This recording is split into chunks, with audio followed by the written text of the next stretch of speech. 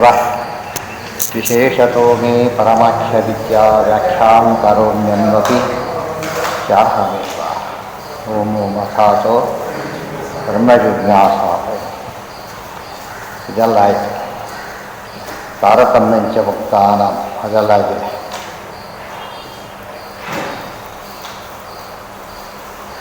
ತಾದೃಶೋಪಿ ಸ್ವಭಾವಶ್ಚೇತೆ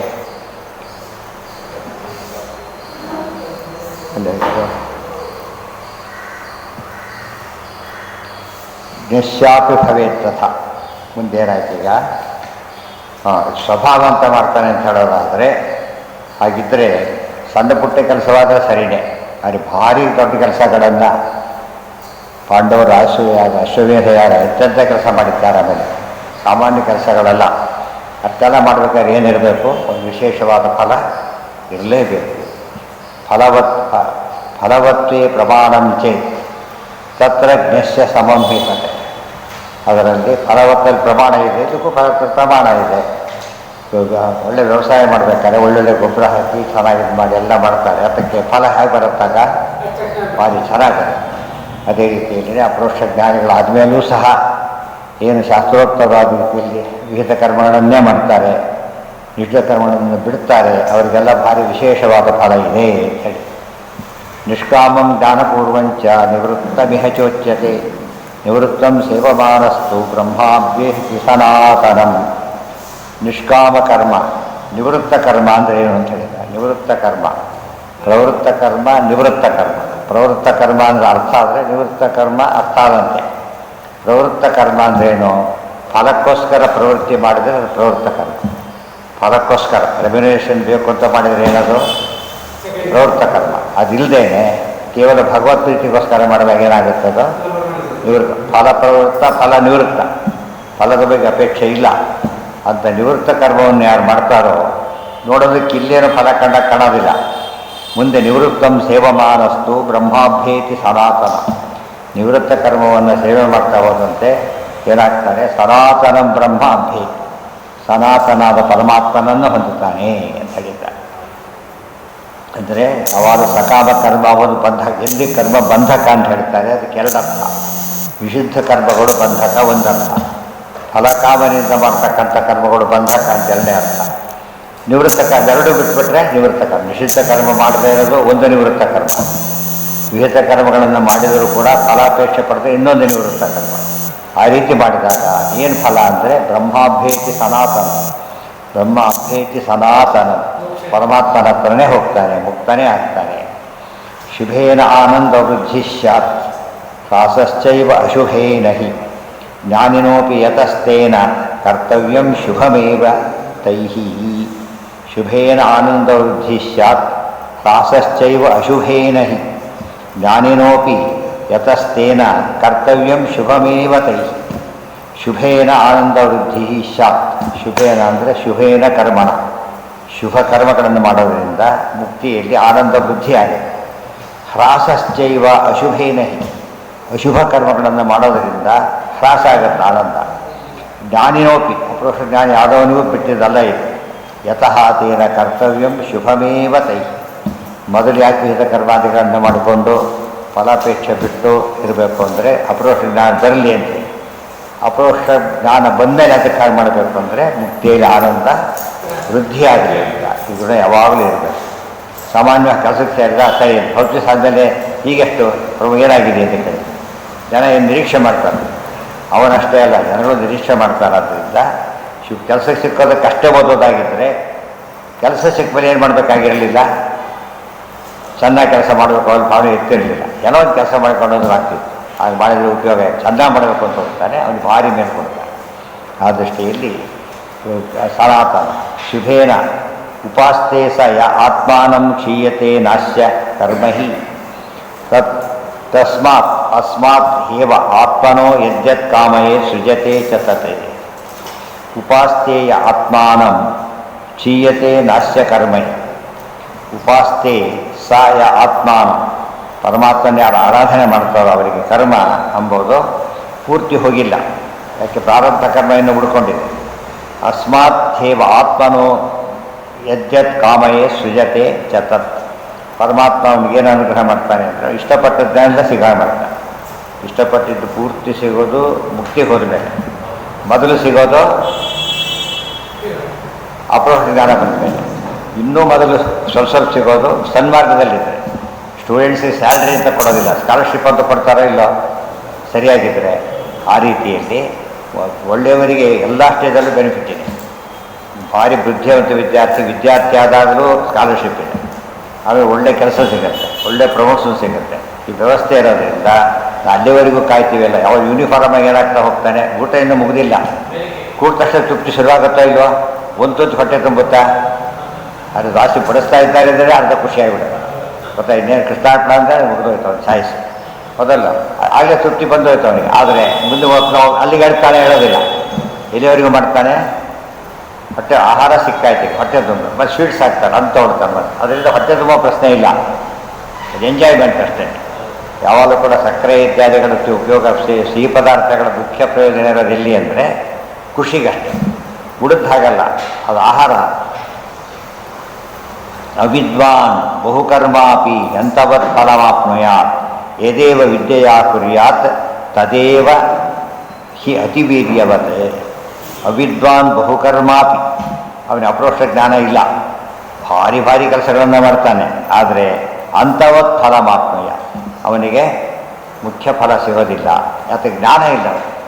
ಇವತ್ತು ಕೂಲಿಯವರಿಗೆಲ್ಲ ದುಡ್ಡು ಕೊಡಬೇಕಾದ್ರೆ ಎಷ್ಟೊತ್ತು ಮಾಡಿದ್ದಾನಷ್ಟೇ, ಅವನೇನಿಲ್ಲ, ಅದು ಬರುತ್ತೆ ಮಾಡ್ತಾನಷ್ಟೇ, ಇನ್ನೇನಿಲ್ಲ.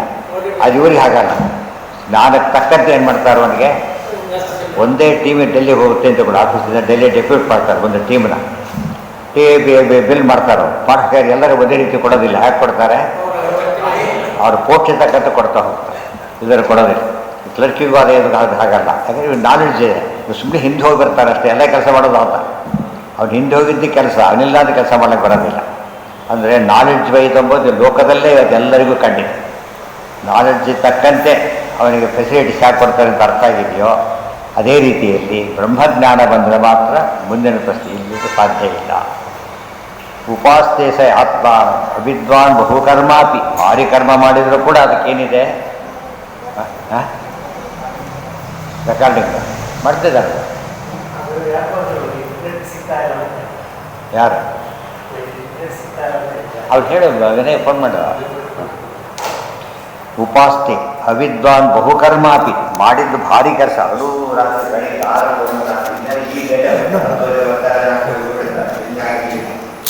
ಈಗ ಒಂದು ಸನ್ಸೆಟ್ ಆದ ಹೋಗ ಕೆಲಸ ಮಾಡಿ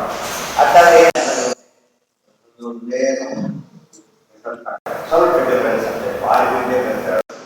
ಇದು ಹಾಗಲ್ಲ, ಕೆಲಸ ಮಾಡ್ತಾನೆ. ಅವಿದ್ವಾನ್ ಬಹುಕರ್ಮಾಭಿ ಅಂಥವತ್ ಫಲಮಾಪ್ನುಯ. ಆದ್ದರಿಂದ ಎಷ್ಟಿಗೆ ಸಿಗೋ ಫಲ ಏನು ಅಂದರೆ ಅಂಥವತ್ ಫಲ. ಎಷ್ಟು 6 ದಿವಸ ಕೆಲಸ ಮಾಡಿದ, 7 ದಿವಸ ಸಂಬಳ ಇಲ್ಲ ಅವನಿಗೆ, ಸಂಬಳ ಇಲ್ಲ 7ನೇ ದಿವಸ ಬರಲಿಲ್ಲ, ಲೀವ್ ಇಲ್ಲ, ಅವರಿಗೆಲ್ಲ CL ಕೊಡೋದಿಲ್ಲ, EL ಇಲ್ಲ, ಯಾವುದಿಲ್ಲ, ಇದಿಲ್ಲ, ರಿಟೈರ್ಡ್ ಯಾವ ಬೆನಿಫಿಟ್ಟೂ ಇಲ್ಲ. ಇವ್ರಿಗೆ ಎಷ್ಟು ಬೆನಿಫಿಟ್ ಇದೆ ಯೋಚನೆ ಮಾಡಿ. ಆ ದೃಷ್ಟಿಯಲ್ಲಿ ಜ್ಞಾನಕ್ಕಿದೆ, ಜ್ಞಾನಕ್ಕಿರೋ ಬೆಲೆ ಇದಕ್ಕಿಲ್ಲ. ಬರೀ ಕರ್ಮ ಮಾಡ್ತಕ್ಕಂಥವ್ರು ಯಾವ ಕಾಲಕ್ಕೂ ಮೋಕ್ಷಕ್ಕೆ ಹೋಗೋ ಚಾನ್ಸೇ ಇಲ್ಲ ಅಂತ ಹೇಳಿ, ಮುಕ್ತಿ ರೂಲ್ಡ್ ಔಟ್.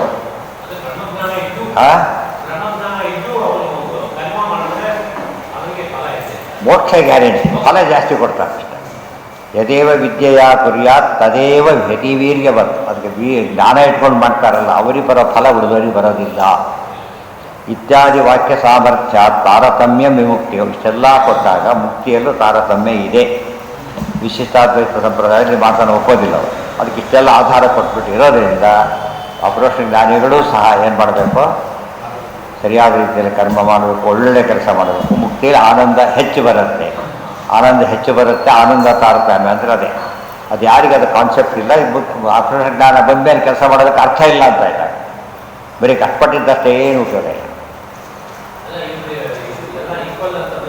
ಹಾಂ ಏನ ಹಾಂ ಒಂದೇ ಸಮ ಅಲ್ಲ, ಅವ್ರ ಯೋಗ್ಯತೆ ತಕ್ಕಂತೆ ಫುಲ್ ಇರುತ್ತೆ. ಎಲ್ಲರಿಗೂ ಸಂಬಳ ಫಸ್ಟೇ ಒಂದೇ ತಾರೀಕು ಸಂಬಳ ಕೊಡ್ತಾರೆ, ಎಲ್ಲರಿಗೂ ಒಂದೇ ರೀತಿ ಸಂಬಳ ಕೊಟ್ಬಿಡ್ತಾರ. ಅವ್ರ ಕೆಲಸಕ್ಕೆ ತಕ್ಕಂತೆ ಲೀವ್ ಇದ್ರೆ ಅದೆಲ್ಲ ಮಾಡಿಕೊಡ್ತಾರೆ. ಆದರೆ ಒಟ್ಟೇನಿದೆ, ತಾರತಮ್ಯ ಇದೆ, ಪಕ್ಷಪಾತ ಇಲ್ಲ. ಪಕ್ಷಪಾತ ಬೇರೆ, ತಾರತಮ್ಯ ಬೇರೆ. ಎರಡು ಈಕ್ವಲ್ ಮಾಡಬಾರ್ದು. ತಾರತಮ್ಯ ಎಂಬುದು ಇರೋದು, ಪಕ್ಷಪಾತ ಮಾಡೋದು. ಆಬ್ಜೆಕ್ಟಿವ್ ಆಗಿದ್ದರೆ ತಾರತಮ್ಯ. ಹಾಗಿದ್ರೆ ನೀವು ಚಿನ್ನದ ಬೆಲೆ ಕೊಡ್ತೀರಾ, ಕಬ್ಬಿಣ ಕೊಡ್ತೀರಾ? ಹಾಗೆ ಚಿನ್ನದ ಬೆಲೆ ಕೊಡೋದು ತಾರತಮ್ಯ ಇದೆಯಲ್ಲ ಅಲ್ಲೀಗ. ಇಲ್ಲದೆ ಹೋದರೆ ಚೆಕ್ಕಿಗೂ ಬರೀ ಕಪ್ಪಿ ವ್ಯತ್ಯಾಸ ಇದೆಯೋ ಇಲ್ವಾ? ತಾರತಮ್ಯ ಇಲ್ಲದೆ ಒಂದು ಕ್ಷಣ ಇರಲಿಕ್ಕೂ ಆಗೋದಿಲ್ಲ. ಪ್ರತಿ ಇದರಲ್ಲೂ ಏನಿರುತ್ತೆ ಅದರಲ್ಲಿ ತಾರತಮ್ಯ ಇದ್ದೇ ಇರುತ್ತೆ. ಬಟ್ ಊಟ ಮಾಡೋದ್ರಲ್ಲಿ ತಾರತಮ್ಯ ಇದೆ. ಕೆಲವು ಸ್ವೀಟ್ ಮುಟ್ಟೋದೆಲ್ಲ ಮುಟ್ಟಬಾರ್ದು ಅಂತ ಹೇಳ್ಬಿಟ್ಟಿರ್ತಾರೆ. ಬಟ್ ಹೇಳಿ ಎಲ್ಲರೂ ಸರಿಯಾಗಿ ಬಿಡಿಸಿದ್ದೇನೆ, ಎಲ್ಲರಿಗೂ ಸಮವಾಗಿ ಬಿಡಿಸಿದ್ದೇನೆ ಅಂತ ಹೇಳ್ತಾರೆ. ಸಮವಾಗಿ ಅಂದರೆ ಈಕ್ವಲ್ ಕ್ವಾಂಟಿಟಿ ಅಲ್ಲ, ಅವ್ರಿಗೆ ಎಷ್ಟು ಬೇಕೋ ಅಷ್ಟು. ಅದು ಸರಿಯಾದ ಅರ್ಥ ಅಲ್ಲ, ಯಾರು ಬೇಕಾದ್ರೂ ಹೋಗ್ತಾರೆ. ಬಟ್ ಇವ್ರಿಗೆ ಬೇಕಿಲ್ಲ ಅರ್ಥ ಹೋಗ್ಬೋದಾದ್ರಿಂದ ಒಂದು ಆಕ್ಷೇಪ ಮಾಡ್ತಾ ಹೋಗ್ತಾರೆ. ಆಕ್ಷೇಪ ಮಾಡೋದಕ್ಕೆ ಒಂದು ಕೊನೆ ಅಂತಿರೋದಿಲ್ಲ. ಜ್ಞಾನಕ್ಕೆ ಕನ್ವಿನ್ಸ್ ಮಾಡೋದಕ್ಕೆ ಪ್ರಮಾಣಗಳು ಕೊಟ್ಟರೆ ಸಾಕು. ಆಕ್ಷೇಪಣೆ ಮಾಡೋರಿಗೆ ಪ್ರಮಾಣ ಬೇಕಿಲ್ಲ, ಆಕ್ಷೇಪಣೆ ಮಾಡೋದೇ ಬೇಕು. ಆದ್ದರಿಂದ ನಿರೀಕ್ಷಿತ ಫಲ ಸಿಗೋದಿಲ್ಲ. ಇತ್ಯಾದಿ ವಾಕ್ಯ ಸಾಮರ್ಥ್ಯ ತಾರತಮ್ಯಂ ವಿಮುಕ್ತಿಗಂ ನ ಮಾತ್ರೋಪಾಸಕೈವ ನ ಚಾತ್ರೋಪಾಸಕೈವ ಫಲಪಕ್ಷಯ ಮುಚ್ಚತೆ. ಉಪಾಸಕನಿಗೆ ಹೇಳಿದ್ದಲ್ಲ ಇದು, ಉಪಾಸನೆ ಮಾಡಿ ಸಿದ್ಧಿ ಪಡೆದವನಿಗೆ ಹೇಳಿದ್ದು. ಉಪಾಸಕ ಅಂದರೆ ಸಾಧಕ, ಅಪ್ರೋಕ್ಷ ಜ್ಞಾನಿ ಸಿದ್ಧ ಆಗಲೇನು, ಅವನಿಗೆ ತಾರತಮ್ಯ ಹೇಳ್ತಿದ್ದಾರೆ. ಮುಕ್ತಿಯಲ್ಲೂ ತಾರತಮ್ಯ ಇದೆ. ನಹಿ ಜ್ಞಾನಂ ವಿನಾ ಕ್ವಾಪಿ ಫಲಸ್ಯ ಅಕ್ಷಯತಾಂ ಭವೆ. ಜ್ಞಾನ ಇಲ್ಲದ ಕೆಲಸವನ್ನು ಎಂದೂ ಸಹ ಹೆಚ್ಚು ನಿರೀಕ್ಷೆ ಮಾಡೋಕ್ಕೆ ಸಾಧ್ಯ ಇಲ್ಲ. ಮಾರ್ಜಿನಲ್ ಡಿಫರೆನ್ಸ್ ಇರುತ್ತೆ ಹೊರತು ಹೆಚ್ಚಿರೋದಿಲ್ಲ. ಅವ್ನು ಎಷ್ಟೇ ಇಂಪ್ರೂವ್ಮೆಂಟ್ ಇದ್ದರೂ ಕೂಡ ಏನಿರೋದಿಲ್ಲ. ಕೊನೆಗೂ ಕಷ್ಟಪಟ್ಟು ಮನೆ ಕಟ್ತಾ ಅಂತ ಕೂಲಿಯೋ ಎಷ್ಟು ಕಟ್ಟಿರ್ತಾನೆ ಪಾಪ ಅವನು, ಗೊತ್ತಾಯ್ತಾ? ಅವ್ನು ಮಿನಿಮಮ್ ಅಂದರೆ ಮಿನಿಮಮ್ ಅಷ್ಟೆ. ಇನ್ನೊಬ್ರು ಬಂದು ಜಾಗ ಇರಲಾರ ಆ ರೀತಿ ಇರ್ತಾರೆ. ಆದರೆ ಅದು ಯಾಕೆ ಜ್ಞಾನ ಇಲ್ಲ ಅವನಿಗೆ. ಜ್ಞಾನ ಇದ್ದವನಿಂದ ತಗೊಳ್ತಾನೆ, ಇನ್ನೂ ದೊಡ್ಡ ಮನೆ ಮತ್ತೊಂದು ದೊಡ್ಡ ಮಾಡ್ತಾನೆ. ಆ ರೀತಿ ಮಾಡಲಿಕ್ಕೆ ಇವನಿಗೆ ಸಾಧ್ಯ ಇಲ್ಲ. ನಾವು ಅದೆಲ್ಲ ಯಾಕೆ ಹೇಳ್ತಾರೆ ಅಂದರೆ ಜ್ಞಾನ ಹೆಚ್ಚಿರಲಿ ಎಂಬುದನ್ನು ಒತ್ತುಕೊಳ್ಳೋಕ್ಕೋಸ್ಕರ ಈ ಮಾತೆಲ್ಲ ಹೇಳ್ತಾ ಇದ್ದಾರೆ. ಜ್ಞಾನ ವೃದ್ಧಿಗೆ ಯಾವಾಗಲೂ ಪ್ರಯತ್ನ. ಧನ ವೃದ್ಧಿ ಮನುಷ್ಯ ಪ್ರಯತ್ನ ಪಡೋದು ಎಲ್ಲರಿಗೂ ಗೊತ್ತಿದೆ. ಜ್ಞಾನ ವೃದ್ಧಿ ಪ್ರಯತ್ನ ಪಡೋದು. ಧನ ವೃದ್ಧಿ ಎಷ್ಟೇ ಮಾಡಿದರೂ ಕೂಡ ಅದರ ಫಲ ನಿತ್ಯನೇ. ಜ್ಞಾನ ವೃದ್ಧಿ ಮಾಡಿಕೊಂಡಷ್ಟು ಫಲ ಏನಾಗುತ್ತದೋ ನಿತ್ಯ. ಅದು ಕೂಲಿಯವನು ಇಟ್ಟರೆ ಯಾರು ಅಂತ ಕೇಳೋದಿಲ್ಲಪ್ಪ. ಮತ್ತು ಅವನ ಎಕ್ಸ್ಪೀರಿಯನ್ಸ್ ಕೂಡ ಯಾರು ಕೇಳೋದಕ್ಕೆ ಹೋಗೋದಿಲ್ಲ, ಏನೂ ಬೇಕಿಲ್ಲ. ಅದು ರಿಸರ್ಚ್ ಪ್ರೊಫೆಸರ್ 90-95 ವರ್ಷ ಆಗೋಗ್ಬಿಟ್ಟಿದೆ. ಯಾವುದೋ ಒಂದು ಇದಕ್ಕೆ ಅವ್ನು ಸನ್ಸೆಂಟ್ ಬೇಕೀಗ ಹುಡ್ಕೊಂಡು ಬರ್ತಾರೆ. ಆಗ ವಯಸ್ಸಾಗಿ ದೇಹ ಇದಾಗಿದೆ ಹೊರತು ಜ್ಞಾನ ಏನಾಗಿದೆ ಸರಿಯಾಗಿದೆ. ಅದು ನಾಲೆಡ್ಜಿ ಬೆಲೆ ಕೊಡ್ತಾ. ಅದು ಬೆಲೆ ಏನು ಸಾಮಾನ್ಯ ಕೊಡೋದಿಲ್ಲ, ವಿಶೇಷವಾದ ಬೆಲೆನೇ ಇರುತ್ತೆ. ಜ್ಞಾನೋತ್ತರಸ್ಯ ಏವಮಪಿ ಅಕ್ಷಯತ್ವಂ ನ ಚಾನ್ಯ. ಜ್ಞಾನದಿಂದ ಅಕ್ಷಯ, ಅಪ್ರೋಕ್ಷ ಜ್ಞಾನ ಭಾರಿ ಅಕ್ಷಯ. ಆದ್ದರಿಂದ ಯಾವಾಗಲೂ ಕರ್ಮವನ್ನು ಬಿಡದೇನೆ ಮಾಡಲೇಬೇಕು. ಅದು ಬರೀ ಕರ್ಮ ಮಾಡಬಾರ್ದು. ಎರಡು ಭಾಗ ಇದೆ. ಕರ್ಮ ಬಿಡಾಗಿಲ್ಲ, ಬರೀ ಕರ್ಮ ಮಾಡೋದು ಉಪಯೋಗ ಇದೆ. ಬರೀ ಕರ್ಮಕ್ಕೆ ಫಲ ಇದೆ ಸ್ವಲ್ಪ, ಆದರೆ ಜ್ಞಾನಪೂರ್ವಕ ಮಾಡಿದ ಕರ್ಮಕ್ಕೆ ಭಾರಿ ಬೆಲೆ ಇದೆ. ಆದ್ದರಿಂದ ನಮಗೆ ಜ್ಞಾನ ಬೆಳೆಸ್ಕೊಂಡು ಕರ್ಮ ಮಾಡಬೇಕೇ ಹೊರತು ಇರೋದರಲ್ಲಿ ಮೇಂಟೈನ್ ಮಾಡೋಕ್ಕೆ ಸಾಧ್ಯ ಇಲ್ಲ. ಪ್ರಾರಬ್ಧಾನಂತೂ ಭೋಗೇನ ತಜ್ಞಾನೋತ್ತರ ಕರ್ಮಣ ಮುಕ್ತೋ ಅನುಪ್ರವೇಶ ಸ್ಯಾತ್ ಅನ್ಯಥಾ ತತ್ಕೃತಿರ್ನಹಿ. ಪ್ರಾರಬ್ಧಾನಂತೂ ಭೋಗೇನ ತಜ್ಞಾನೋತ್ತರ ಕರ್ಮಣ. ಯಾವಾಗ ಪ್ರಾರಬ್ಧ ಅನುಭವಿಸಿ ಮುಗಿಸಿಬಿಡ್ತಾನೆ ಆಗ ಅವನಿಗೆ ಮುಕ್ತಿಯಲ್ಲಿ ಪ್ರವೇಶ ಶುರುವಾಗುತ್ತೆ. ಸ್ಯಾತ್ ಅನ್ಯಥಾ ತತ್ಕೃತಿರ್ನಹಿ. ಇಲ್ಲದೆ ಹೋಗಿ ಪ್ರಾರಬ್ಧ ಕರ್ಮ ಅಂಬುದು ಹೇಗಿದೆಯೋ ಬಂಧಕವಾಗಿ, ಅದೇ ರೀತಿಯಲ್ಲಿ ಶ್ರೇಷ್ಠ ಕರ್ಮಗಳು ಆನಂದ ವೃದ್ಧಿಗೆ ಕಾರಣವಾಗಿ ಇದ್ದೇ ಇರ್ತವೆ. ಜ್ಞಾನಾತ್ ಪೂರ್ವಾಣಿ ಕರ್ಮಾಣಿ ಶುಭಾನಿ ಜ್ಞಾನಸಿದ್ಧಯೇ ಅಕಾಮ್ಯಾನಿ ನಿಷಿದ್ಧಾನಿ ಜ್ಞಾನರೋಧಾಯ ಭುಕ್ತಯೇ. ಜ್ಞಾನಾತ್ ಪೂರ್ವಾಣಿ ಕರ್ಮಾಣಿ. ಅಪರೋಕ್ಷ ಜ್ಞಾನಕ್ಕಿಂತ ಮುಂಚೆ ಕರ್ಮಗಳನ್ನು ಮಾಡ್ತಾನಲ್ಲ, ಒಳ್ಳೆ ರೀತಿ ಕರ್ಮ ಮಾಡಿದರೆ ಜ್ಞಾನಸಿದ್ಧಯೇ ಅಪರೋಕ್ಷ ಜ್ಞಾನಿ ಆಗ್ತಾನೆ. ಅಪರೋಕ್ಷ ಜ್ಞಾನಕ್ಕಿಂತ ಮುಂಚೆ ಮಾಡ್ತಕ್ಕಂಥ ಸತ್ಕರ್ಮಗಳ ಫಲ ಏನು, ನಿಷ್ಕಾಮ ಕರ್ಮಗಳ ಫಲ ಏನು ಅಂದರೆ ಅಪರೋಕ್ಷ ಜ್ಞಾನ ಬರೋದೇ ಫಲ. ಅದು ಆಮೇಲೆ ಅಕಾಮ್ಯಾನಿ. ಆದರೆ ಕಾಮ್ಯಕರ್ಮ ಆಗಬಾರ್ದು, ಶ್ರೇಷ್ಠ ಕರ್ಮ ಆಗಬೇಕು, ಕಾಮ್ಯಕರ್ಮ ಆಗಬಾರ್ದು. ಫಲ ಕೇಳೋ ಪ್ರವೃತ್ತಿ ಮನಸ್ಸಿನಲ್ಲೂ ಇರಬಾರ್ದು. ಮನಸ್ಸಿನಲ್ಲಿದ್ದರೂ ಹೋಯ್ತು ಅಲ್ಲಿಗೆ. ಕೃಷ್ಣಾರ್ಪಣ ಬುದ್ಧಿ ಇರಬೇಕು. ಇಷ್ಟು ಮಾಡಿದರೆ ಅದೆಲ್ಲ ಯಾವುದಕ್ಕೆ ಕನ್ವರ್ಟ್ ಆಗುತ್ತೆ? ಜ್ಞಾನಕ್ಕೆ ಕನ್ವರ್ಟ್. ಜ್ಞಾನದಿಂದ ಮುಕ್ತಿ, ಆನಂದ ಮುಕ್ತಿ ಪರಮಾನಂದ. ಯೋಗ್ಯತಾಯ ಬಲಾದ್ಯಚ್ಚ ಶುಭಬಲ್ಯಮಾದಿತಃ ಜ್ಞಾನಬಾಹುಲ್ಯಮೇವೈತತ್ ಕುರ್ಯಾತ್ ನಾಣ್ಯಸ್ಯ ಕಾರಣ. ಅದಕ್ಕೆ ಯೋಗ್ಯತಾಯ ಬಲಾದ್ಯಚ್ಚ, ಯೋಗ್ಯತೆಯ ಅನುಗುಣ ಬೇಯಿಸ್ಬೇಕು. ಆಮೇಲೆ ಒಳ್ಳೆಯ ಕರ್ಮಗಳನ್ನು ಮಾಡಬೇಕು. ಆ ಜ್ಞಾನದಿಂದ ಹೆಚ್ಚೆಚ್ಚು ಪಡಿಬೇಕು. ಅದು ತಕ್ಕಂತೆ ಫಲ ಬರಕ್ಕೆ ಶುರುವಾಗುತ್ತೆ. ಜ್ಞಾನ ಬಾಹುಲ್ಯಮೇವೈ ತತ್ ಕುರ್ಯಾತ್ ನಾಣ್ಯಸ್ಯ ಕಾರಣ. ಈ ಜ್ಞಾನ ಬಾಹುಲ್ಯ ಎಲ್ಲ ಕಡೆ ವರ್ಕ್ ಮಾಡೋದ್ರಿಂದ ಜ್ಞಾನ ಕೇಂದ್ರಿತವಾಗಿ ಜ್ಞಾನ ಓರಿಯೆಂಟೆಡ್ಡಾಗಿ ಏನೇ ಕೆಲಸ ಮಾಡಿದ್ರು ಏನು ಮಾಡಬೇಕು, ಎಲ್ಲೋ ಹೋದಾಗ ಜ್ಞಾನ ಬರುತ್ತೆ, ಕಳ್ಕೊಳ್ಬಾರ್ದು, ಅವಕಾಶ ಕಳ್ಕೊಳ್ಬಾರ್ದು.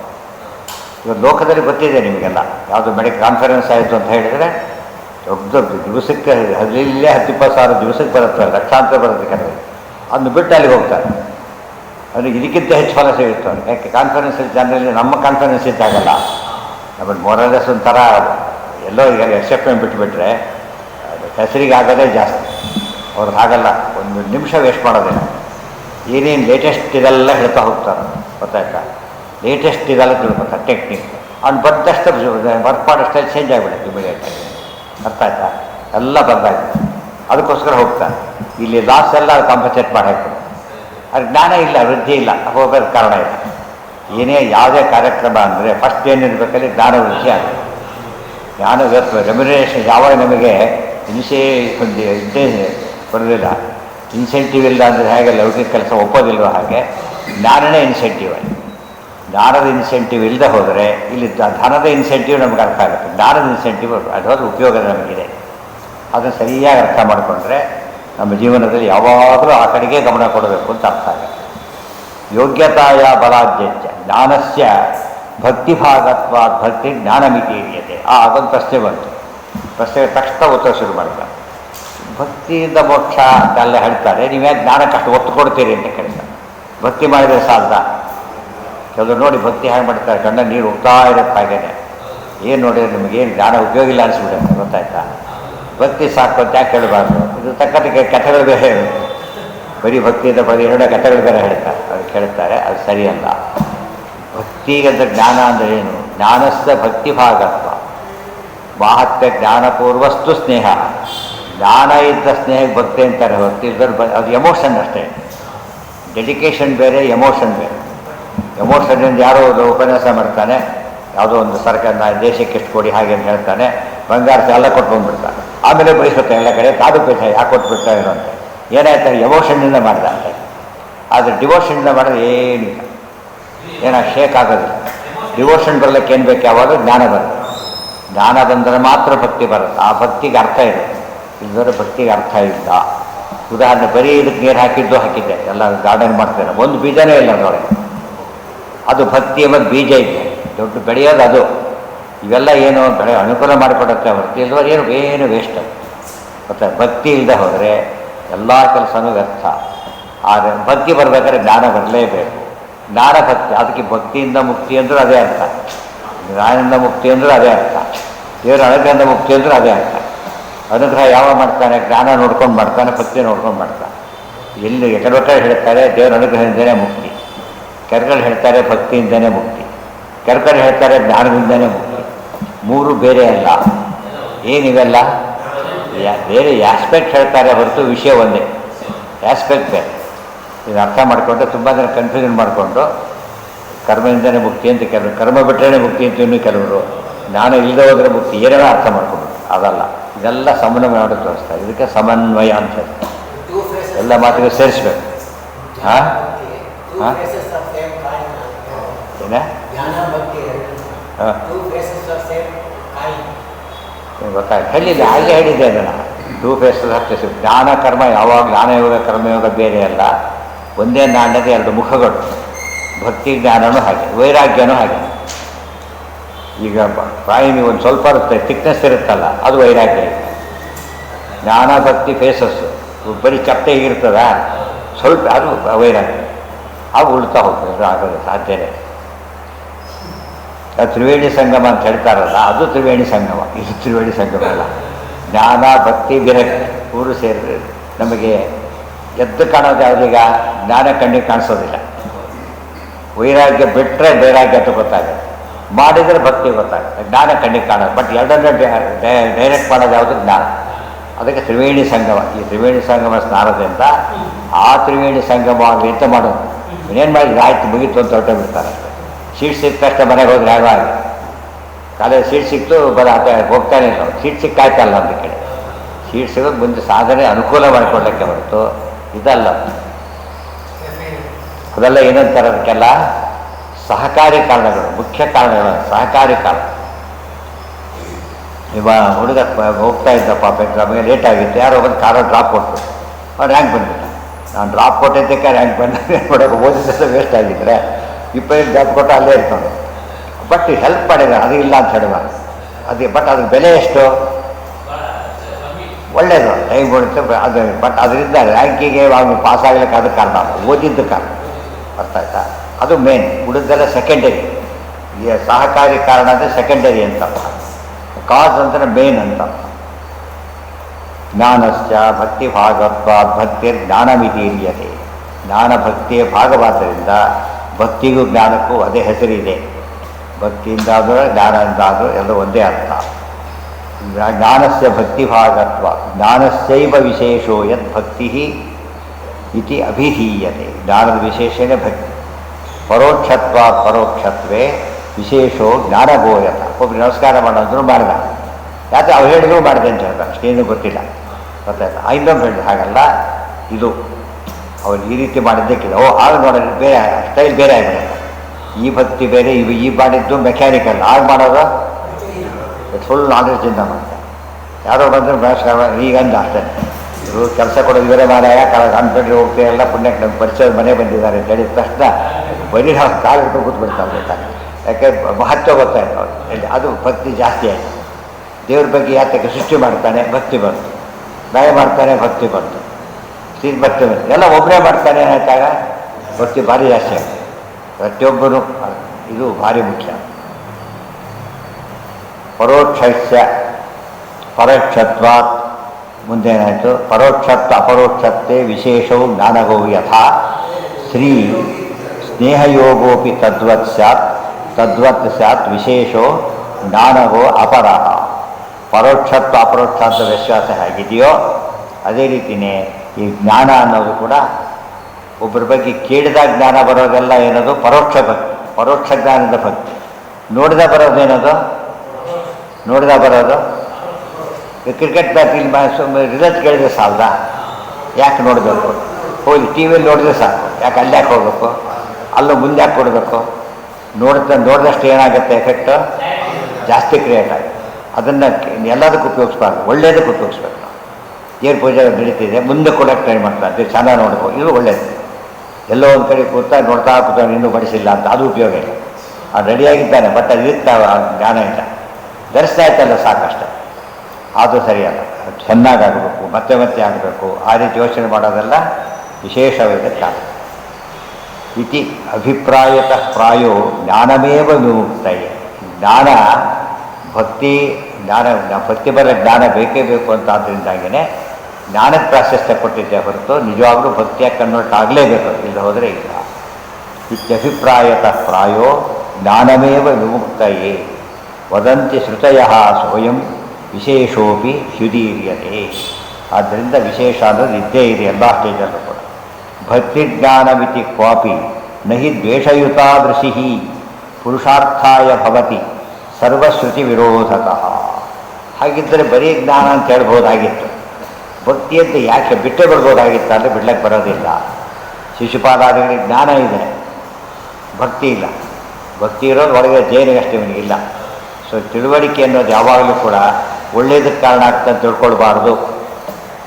ಜ್ಞಾನ ಯಾವಾಗಲೂ ಒಳ್ಳೆಯದಕ್ಕೆ ಕಾರಣ ಆಗುತ್ತೆ ಅಂತ ತಿಳ್ಕೊಬಾರ್ದು. ಭಕ್ತಿ ಇಲ್ಲದೆ ಹೋದರೆ ಭಾರಿ ಭ್ರಷ್ಟಾಚಾರ ಮಾಡೋದೆಲ್ಲ ಹೆಬ್ಬೆಟ್ಟು ಹೋಗ್ತಾರಲ್ಲ ಯಾರವರು, ಸಿಕ್ಕಾಪಟ್ಟೆ ಎಜುಕೇಟೆಡ್, ಒಳ್ಳೆ ಪೋಸ್ಟಲ್ಲಿ ಇರ್ತಾರೆ. ಏನು ಗೊತ್ತಾ, 10,000 ಈಗೆಲ್ಲ ಹಿಂದೆಲ್ಲ 10 ರೂಪಾಯಿ ಲಂಚಕ್ಕೆ ಬೆಲೆ ಹೋದವರು ಇದ್ದಾರೆ. ಆಗಿನ 10 ರೂಪಾಯಿಗೆ ಅಷ್ಟು ಬೆಲೆ ಇತ್ತು, ಈಗೆಲ್ಲ ಲಕ್ಷಗಟ್ಟಲೆ. ಆದರೆ ಕಳ್ಕೊಳ್ಳೋದಷ್ಟು ಅವರು, ಕಳ್ಕೊಳ್ಳೋದಷ್ಟು ಕೆಲಸನೇ ಕಳ್ಕೊತಾರೆ. ಅಲ್ಲಿಂದ ಶುರುವಾಗಿ ಕೆಲಸ ಕಳ್ಕೊಂಡ, ದುಡ್ಡು ಹೋಯಿತು, ಇನ್ಕ್ರಿಮೆಂಟ್ ಹೋಯಿತು, ಪೆನ್ಷನ್ ಹೋಯಿತು, ಸರ್ವನಾಶ. ಎಷ್ಟು ಸ್ವಲ್ಪ ಟೆಂಪ್ಟ್ ಮಾಡಿದ್ದೆ, ಅದಿಲ್ಲ ಅಂತ ಹೇಳ್ಬಿಟ್ಟು ಎಷ್ಟು ಮುಂದೆ ಬರ್ತಿದ್ದ. ಬಟ್ ಟೆಂಪ್ಟೇಷನ್ ಹಾಗೆ ಯಾರು ನೋಡ್ತಾ ಇಲ್ಲ ಸಿಗುತ್ತೆ, ಯಾಕೆ ಬಿಡಬೇಕು ಅಂತ ಆ ಥರ ಸೈಕಾಲಜಿ ಡೆವಲಪ್ ಆಗ್ತಾರೆ. ಯಾಕೆ ಬಿಡಬೇಕು ಅಲ್ಲ, ಯಾಕೆ ತೊಗೋಬೇಕು ಅನ್ನೋ ಸೈಕಾಲಜಿ ಬರಬೇಕು. ಏನೋ ಬಿಟ್ಟಿದೆ, ನಮ್ಮದಲ್ಲ ಹೋಗ್ತಿರೋಲ್ಲ, ಅವರು ಯಾರ್ದೋ ಅಲ್ಲ ನಮ್ಮದು ಅಂತ ಅರ್ಥ ಅಲ್ಲ, ಯಾರ್ದೋ ಗೊತ್ತಿಲ್ಲ ಅಷ್ಟೇ. ಇನ್ನೊಬ್ಬರನ್ನ ತೊಗೊಳ್ಬೇಕು ಅಂತ ಅರ್ಥ ಅಲ್ವೇ ಅಲ್ಲ. ಇವತ್ತಿನ ಕಾಲಕ್ಕೂ ಪೇಪರ್ ಬರ್ತಾ ಇರ್ತಾರೆ ನೋಡಿದ್ರೆ, ರಿಕ್ಷಾದವನು ದುಡ್ಡು ವಾಪಸ್ ತಂದು ಕೊಟ್ಟ. ಎಷ್ಟೋ ಕೋಟಿ ರೂಪಾಯಿ ಬೆಲೆ ಇತ್ತು ಅದರಲ್ಲಿ. ಎಷ್ಟು ಒಳ್ಳೇದದು. ಅವರಿಗೆ ಸ್ಯಾಟಿಸ್ಫ್ಯಾಕ್ಷನ್ ಸಿಕ್ತು, ಅವ್ರಿಗೆ ಖುಷಿ ಆಯಿತು. ಏನೋ ಅವ್ರು ಏನೋ ಬೇಡ ಏನೋ ಕೊಟ್ಟೇ ಕೊಡ್ತಾರೆ. ಅದರಿಂದ ಹೆಸರು ಎಲ್ಲ ಸೇರ್ಕೊಂಡ್ಬಿಡ್ತು ಒಟ್ಟಿಗೆ. ಒಯ್ದಿದ್ದು ಕಳ್ತಾನೆ ಬೇರೆ, ಇಷ್ಟೆಲ್ಲ ಮಾಡೋಕ್ಕೂ ಕಳ್ತಾನ. ಯಾರೂ ನೋಡಲಿಲ್ಲ, ಇಷ್ಟಾದರೂ ಪನಿಷ್ಮೆಂಟ್ ಕೊಟ್ಟೇ ಕೊಡ್ತಾರೆ, ತಪ್ಪಾಗೆ. ಇಷ್ಟೆಲ್ಲ ಯೋಚನೆ ಮಾಡಿ ಎಜುಕೇಟೆಡ್ ಇವರೆಲ್ಲ ನೆನಪಿರಲಿ. ಅದು ಬರೀ ಜ್ಞಾನದಿಂದ ಮುಕ್ತಿ ಅಂತ ಹೇಳಿದ್ರೆ ಏನಾಗ್ತಿತ್ತು ಅಂದರೆ ಇವರೆಲ್ಲ ಮುಕ್ತಿ ಕೊಡಬೇಕಾಗ್ತಿತ್ತು. ಅದು ಭಕ್ತಿ ಅಂತ ಸೇರಿಸ್ಬಿಟ್ಟು ಜ್ಞಾನ ಯಾವುದಕ್ಕೆ ಕನ್ವರ್ಟ್ ಆಗಬೇಕು. ಈಗ ಅದು ಮತ್ತು ಹಸಿವೆ ಆಗಿದೆ, ಅಕ್ಕಿ ಸಿಕ್ಬಿಡ್ತು, ಖುಷಿನೋ ಖುಷಿ. ಊಟ ಆಗಿಲ್ಲ, ಇನ್ನೂ ಕೂಡ ಏನಾಗಬೇಕು ಅದಕ್ಕೆಲ್ಲ ಇನ್ನೂ ಪ್ರೊಸೆಸ್ ಇದೆ. ಬಟ್ ಅದು ಇದ್ರದ್ದು ನೆಕ್ಸ್ಟ್ ಇದಷ್ಟು ಲಾಂಗ್ ಅಲ್ಲ. ಅದಕ್ಕೇನಂದ್ರು ಪ್ರಾವಿಡೆನ್ಸ್ ಸಿಕ್ಕರೆ ಅಡುಗೆ ಆಗುತ್ತೆ ಅಂತೇಳಿ. ಅದು ಪ್ರಾವಿಡೆನ್ಸ್ ತಿನ್ನಕ್ಕೆ ಬರೋದಿಲ್ಲ, ಅದು ಅಡುಗೆ ರೂಪಕ್ಕೆ ಹೋಗಬೇಕು. ಭಕ್ತಿ ಫಾರಮ್ ತೊಗೋಬೇಕು. ಭಕ್ತಿ ಅದೇನಾಗ ಅನ್ನ ಬೇಲಕ್ಕೆ ಏನು ಬೇಕು, ಈಗ ಅಕ್ಕಿ ಬೇಲಕ್ಕೆ ಏನು ಬೇಕು, ಸಾಕ ಬೇಕು, ಸುತ್ತ ಬೂರಿ ಆಗುತ್ತೆ ಅಷ್ಟೇ. ಏನು ಬೇಕಾದ್ರೆ ನೀರು ಅಂದರೆ ಶಾಸ್ತ್ರಜ್ಞಾನ ಇಲ್ಲದೆ ಬರೋದಿಲ್ಲ. ಶಾಸ್ತ್ರಜ್ಞಾನ ಇಲ್ಲದೇ ಭಕ್ತಿ ಬರಲ್ಲ, ಬೆಳೆ ಬರಲ್ಲ. ಸ್ಪಷ್ಟ ಶುರುವೆ ಏನೇ ಕೆಲಸ ಮಾಡಬೇಕು. ಜಗತ್ತಿನ ಮೊದಲ ಸೃಷ್ಟಿ ಯಾವುದು? ನೀರು. ಸೈನ್ಸ್ ಕೂಡ ಒಪ್ಪದು. ಯಾವುದೇ ಗ್ರಹದಲ್ಲಿ ನೀರಿದ್ದರೆ ಮಾತ್ರ ಲೈಫ್ ಇರೋ ಚಾನ್ಸ್ ಇರೋದು. ನೀರಿಲ್ಲ ಅಂದರೆ ಲೈಫ್ ಇರೋ ಚಾನ್ಸಸ್ಸೇ. ಅದು ನಮ್ಮ ಮನೆ ಮಸ್ತು ತಳ್ಳೆಗಿಳ್ಳೆ ಆಗುತ್ತೆ, ನೀರು ನಿಂತಿದೆಯಲ್ಲ ಅಂತ ಅರ್ಥ. ಇನ್ನೆಲ್ಲ ತೊಳ್ಕೊಬಿಟ್ಟು ಬರೋ ಚಾನ್ಸೇ. ನೀರು ಎಲ್ಲದಕ್ಕೂ ಬೇಕು, ಎಲ್ಲ ಸ್ಟೇಜಲ್ಲೂ ಬೇಕು. ಕುಟ್ಲಿಕ್ಕೆ, ಇರಲಿಕ್ಕೆ, ಎಲ್ಲದಕ್ಕೂ ಬೇಕು. ಅದು ನೀರು ಅಂದಿರುವಂತೆ ಶಾಸ್ತ್ರ ಅಂತ. ಫಿಸಿಕಲಿ ನೀರು ಬೇಕು, ಇಂಟೆಲೆಕ್ಚುಲಿ ಶಾಸ್ತ್ರ ಬೇಕು. ಎರಡು ಕೃಷಿ ಇದೆ. ಅದು ಅನ್ನದ ಕೃಷಿ, ಅದು ಜ್ಞಾನದ ಕೃಷಿ. ಆದ್ದರಿಂದ ಎರಡು ಇರಲೇಬೇಕು. ಚೇತನಸ್ಯ ದ್ವಯಂ ಭೋಗ್ಯಂ ಸಂಸಾರೋ ಮುಕ್ತಿರೇವಚ. ಅಲ್ಲಿಗೆ ನಾಳೆ ದಿವಸ ಮುಂದಿನ ಪಾಠ. ಇದೆಲ್ಲ ಕೇಳಿದರೆ ನಾವು ಜ್ಞಾನ ಬೇಕು, ಅದು ಭಕ್ತಿ ಕನ್ವರ್ಟ್ ಆಗಬೇಕು, ಎಲ್ಲ ಅರ್ಥ ಮಾಡ್ಕೊತಾ ಅದಕ್ಕೆಲ್ಲ ಪ್ಲ್ಯಾನ್ ಮಾಡ್ತೀವಿ. ನಮ್ಮ ಜ್ಞಾನ ಬಂದಾಗಿದೆ, ಭ್ರಮೆಗೊಳಗಾಗಿಬಿಡ್ತೀವಲ್ಲ, ಏನು ಸಾಧನೆ ಮಾಡೋದೇ ಇಲ್ಲ. ನಾವು ಜ್ಞಾನ ದೇವರನ್ನು ನೋಡೋವರೆಗೂ ಏನಲ್ಲ, ಅದು ಜ್ಞಾನ ಅಲ್ಲ. ದರ್ಶನ ಅಲ್ಲಿ ಲಾಸ್ಟ್ ಪೇಜಲ್ಲಿ ಬಾಳಾಕಿ, ಇನ್ನೇನು ಹೋಗ್ತಿದ್ದ ಬಾಳಾಕಿ, ದರ್ಶನ ಕ್ಲೋಸ್ ಒಂದು ತೆಗೆಯೋಷ್ಟು ಡೇಟ್ ಇದೆ, ವಾಪಸ್ ಹೋಗ್ಬಿಡ್ತಾರೆ. ಈ ದರ್ಶನ ಆಗಲಿಲ್ಲ, ಸ್ವಲ್ಪ ದರ್ಶನ ಆಯಿತು, ಅಷ್ಟಕ್ಕೆ ದರ್ಶನ ಆಯಿತು. ಆ ಒಂದು ಕಾನ್ಸೆಪ್ಟ್ ಇದು. ತಿರುಪತಿ ದರ್ಶನದ ಕ್ಯೂನ ಅರ್ಥ ಮಾಡಿಕೊಂಡ್ರೆ ನಮಗೆ ಸ್ವಲ್ಪ ದರ್ಶನ ಆಗುತ್ತೆ. ಇದರಲ್ಲಿ ಏನು ಊಟ ಆಯಿತು, ಟ್ರಿಪ್ ಅವರು ಆಯಿತು. ಒಳ್ಳೆ ಯಾರೋ ಕಾರ್ ತಂದ್ರು, ಸೂಪರ್ ಕಾರ್, ಎಲ್ಲ ದರ್ಶನವನ್ನಾಗಲಿಲ್ಲ, ಎಲ್ಲ ಆಯಿತು. ಹೋಗಿ ಬರೋದೆಲ್ಲ ಭಾರಿ ವ್ಯವಸ್ಥಿತವಾಗಿ ಏನು ಉಪಯೋಗನೇ ಇಲ್ಲ. ಅದೇನೂ ಆಗಲೇ ಇಲ್ಲ. ಬರ್ತಾ ಬಸ್ಸಿಗೆ ದೇವಚರ್ಯ ದರ್ಶನ ಆಗಿದೆ. ಬಂದ ಒಂದು ಲೇಟಾಗಿ ಬಂದ, ಎಲ್ಲ ಎರಡಪ್ಪ ಅದ ಏನಿದ್ರು ಖುಷಿ ಹೋಗೋದಿಲ್ಲ ಅವನಿಗೆ. ದರ್ಶನ ಆಯ್ತು ಒಬ್ಬ ಖುಷಿ ಏನಾಗುತ್ತದ, ಗಟ್ಟೆ ಉಳ್ಕೊಂಡ್ಬಿಡುತ್ತೆ. ಅದು ದರ್ಶನ ಮಾಡಿದ ಎಲ್ಲ ಸುಖ ಅನುಭವಿಸ್ಕೊಂಡವ್ರು ಒಂದು ಕಡೆ, ಒಬ್ಬನೇ ಒಂದು ಕಡೆ. ಅವ್ರಿಗೂ ಕಂಪೇರ್ ಮಾಡೋಕ್ಕೆ ಬರೋದಷ್ಟು ವ್ಯತ್ಯಾಸ ಇದೆ. ಅದಕ್ಕೆ ಯಾವಾಗಲೂ ಏನೋ ಅಲ್ಲ, ಫುಲ್ ಕಡ್ತಾರೆ, ಎಲ್ಲ ಹೋಗಿ ವೇಸ್ಟ್ ಅದು ಬಿಡ್ತಾರೆ. ದುಡ್ಡು ವೇಸ್ಟು, ಇದು ವೇಸ್ಟು, ಎಲ್ಲ ವೇಸ್ಟು, ಯಾವುದು ಸಾರ್ಥಕ ಇಲ್ಲೇ ಇದೆ. ಓಂ